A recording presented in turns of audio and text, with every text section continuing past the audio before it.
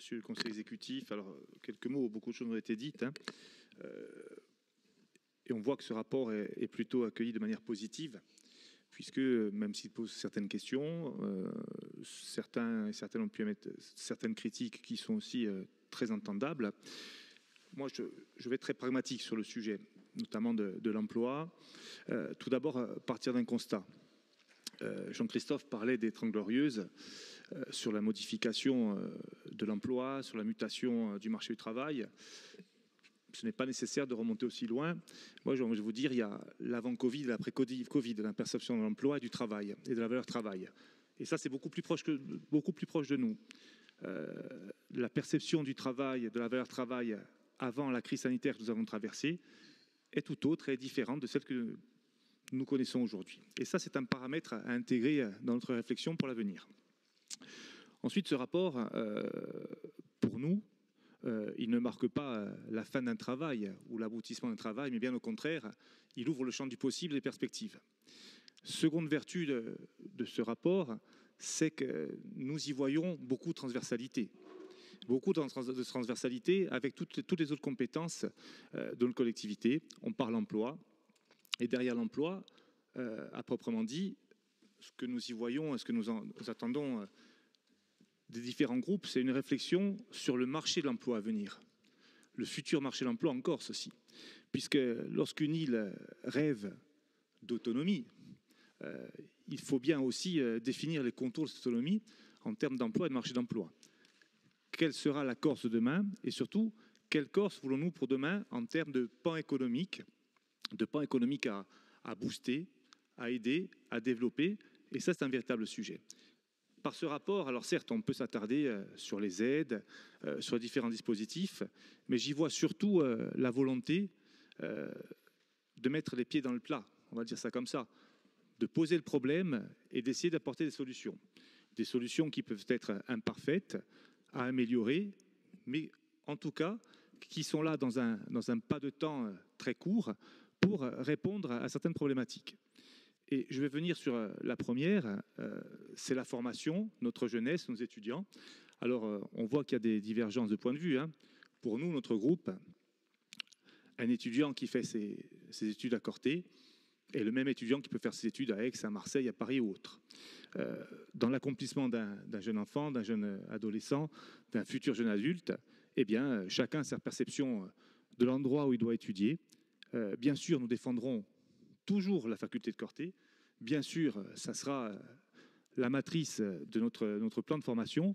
Pour preuve, hein, 80 millions d'euros d'aide à la faculté de Corté, à l'université de Corse, c'est bien, ça prouve aussi l'attachement que nous avons à la formation insulaire, à notre université et aux besoins de cette université de progresser encore, de proposer de nouvelles formations.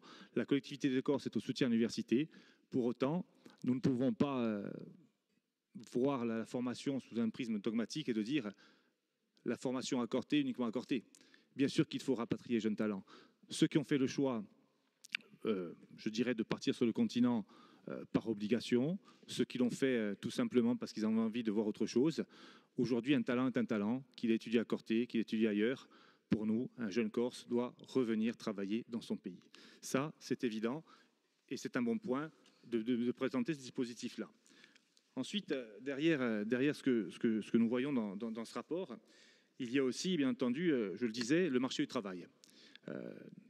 Il y a des aides envers les entreprises, mais pour le coup, même si nous avons tous la fibre entrepreneuriale et sociale aussi, parce qu'il ne faut pas opposer employeurs et employés, ça me paraît indispensable au vu du dispositif qui est proposé, c'est de dire aussi que derrière le marché privé, il y a une réflexion à avoir sur les collectivités, les emplois de la collectivité. Nous ne viendrons bien entendu pas en aide aux collectivités, ce n'est pas le principe du rapport, et ce n'est pas ce que nous souhaitons. En tout cas, aujourd'hui, s'il y a une pénurie, on va dire, non pas de talent, mais d'emploi, ou tout du moins de jeunes gens qui veulent rejoindre des collectivités. Alors j'ai entendu Christelle Combette qui disait qu'il y avait énormément de demandes, c'est vrai. Mais on a aussi aujourd'hui une modification, une mutation de nos collectivités avec des emplois très spécifiques. Et on a besoin de formations très spécifiques.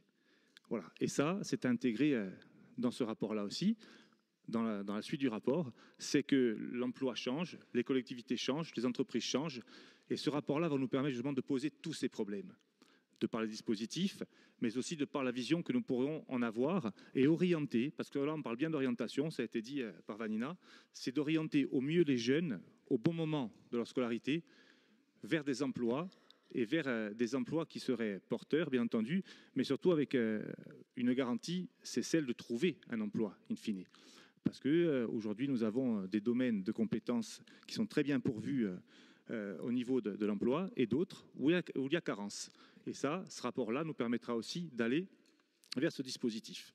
En tout cas, pour résumer tout ceci, je le disais, 80 millions d'euros de soutien à l'Université de Corse, de la transversalité avec les autres compétences, des métiers à réinventer, une île sans doute à réinventer, je dirais, alors même que nous rêvons d'autonomie. Je pense que le travail est devant nous.